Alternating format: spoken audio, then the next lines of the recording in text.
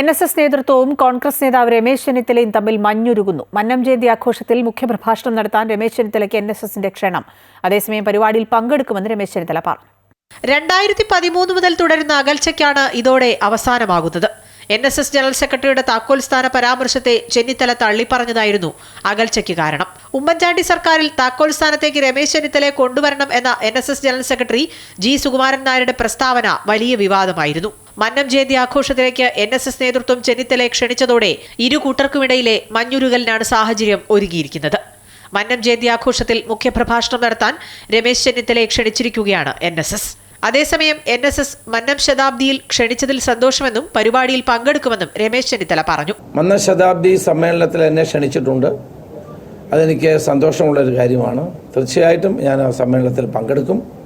ആ സമ്മേളനത്തിൽ പങ്കെടുക്കുന്നതിൽ എനിക്ക് പൂർണ്ണ സന്തോഷമാണ് ഉള്ളത്.